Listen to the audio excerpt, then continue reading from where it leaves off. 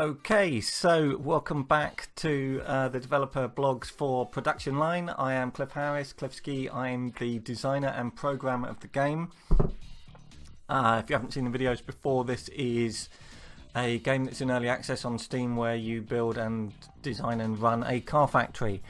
So I'm just going to talk about what has happened in the last week, what we've changed, what's new. What I'm going to do, I'm going to load a big game to show you some stuff first. Then I might go back to a different one. I think I've turned all the sound. I can't remember if I've turned all the. I don't know. Balancing sound on videos is a nightmare. Anyway, so here we have Production Line, as you are used to it. One of the big changes that I've made is I've changed this screen. So this used to have tabs over the top, and you would scroll like horizontally, which is a little bit awkward because you couldn't really easily see, you know, how many tabs there were if you had more than like 5 or 6. It wasn't very intuitive, and there was all this space over here. So I've changed it to be this system, and a scroll bar will appear here if you have loads and loads of cars. And I think just visually this is a better way of dealing with stuff.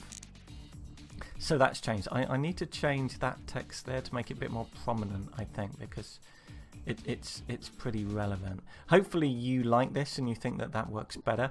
I was thinking of merging it with this window just as another tab, and there was some like mixed feedback on that, and we couldn't really conclude one way or the other, so decided not to do that.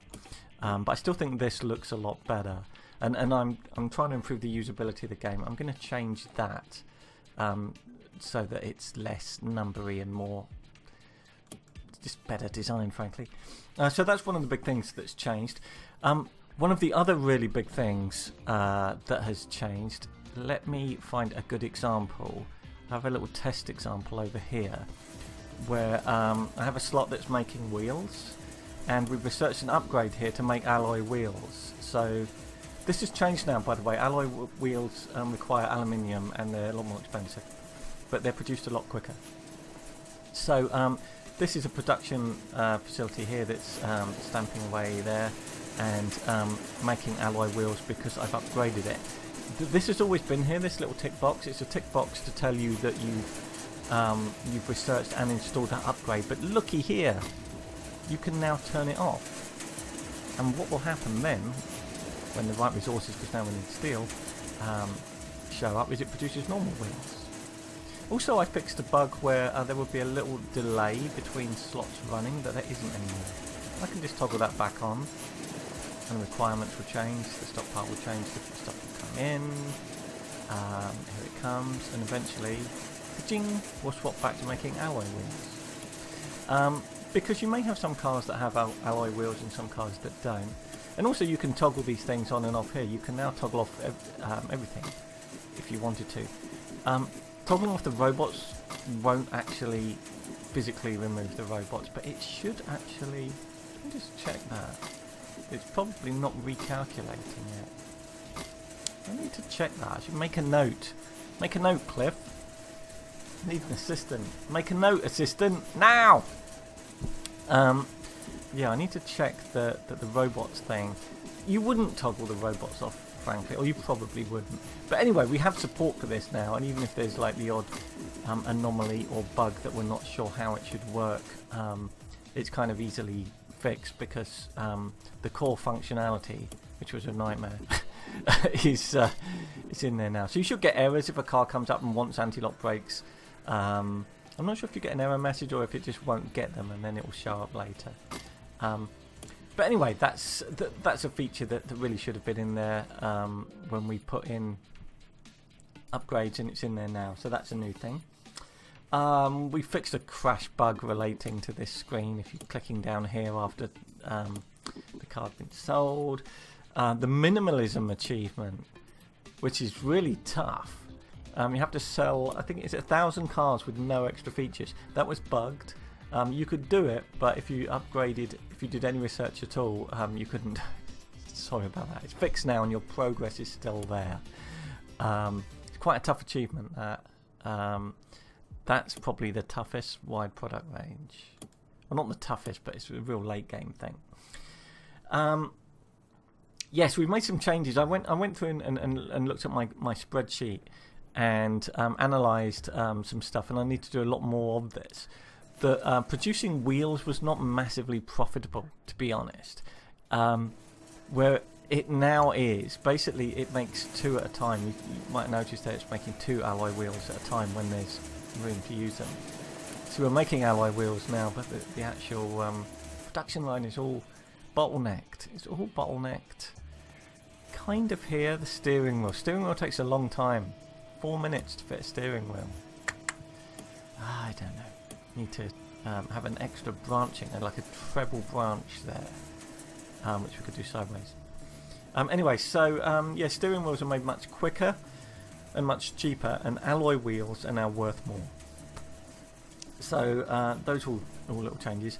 I've also got a user interface change over here, which you can't tell at the moment, but you will be able to. So what are we researching at the moment? Sensor manufacture. I go to advanced manufacturing. Looky here. Make steel sheets. Now, this little flashing new means that I've researched this, but I've never put one down. If I actually... Oh no! OMG! Oh wow! This is just such exciting live debugging.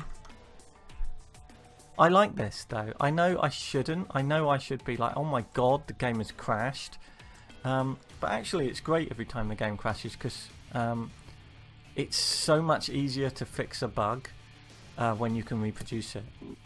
And because it's quite a big and complicated game, there's a lot of stuff you can do in the game. So testing everything as an individual is really a lot of work. Every possible combination. So that was interesting. Okay, well, let's not demonstrate. Let's not demonstrate that specific one then. Basically, when you research something, let me find something else. I've probably placed down everything. So make fuel tank. I've obviously got to make fuel tank somewhere. Make axle. Make fuel tank. If I delete these, I can go back to how it was.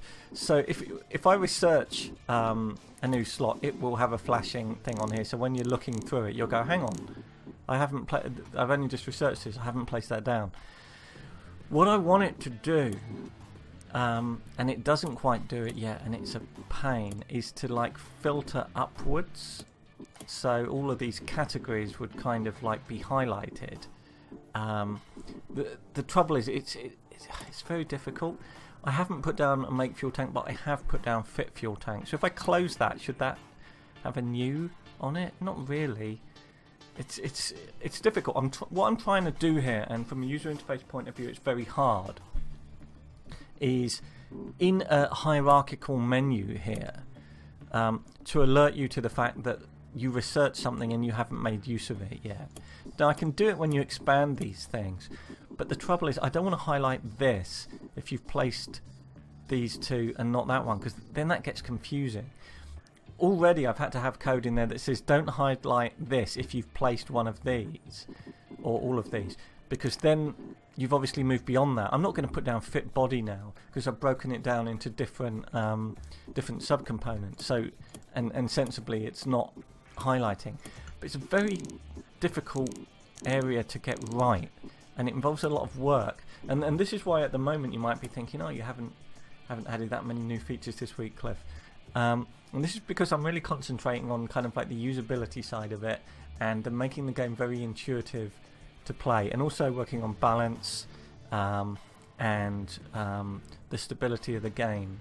All of these things are very important, and adding new features is something that I love doing. And we've got a lot of stuff. We've got new music coming because I thought, why not, eh? And we're going to be able to make airbags, and there's new equipment that makes that, new resources. There's a like white powdery stuff that goes into airbags apparently. So that's going to be coming, and there's going to be some new machines just for making fuel tanks. All sorts of things are coming, and it's kind of ordered. And at some point I want to do some more achievements to do with manufacturing and marketing and stuff like that. But at the moment I'm trying to improve the usability of the game I don't think it has really bad usability, but it could always be better. And I think it's time well spent. Anyway, so there's not a load of like new feature stuff to talk about this week, but there is what there is. I hope you're enjoying the game.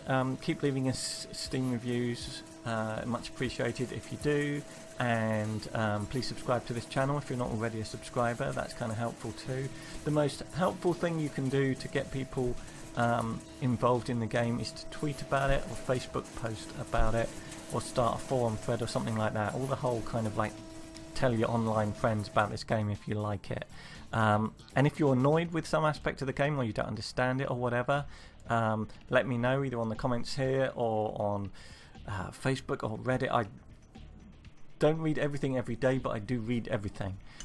So thanks for the support. This is Production Line by Positech Games, and we will see you next week.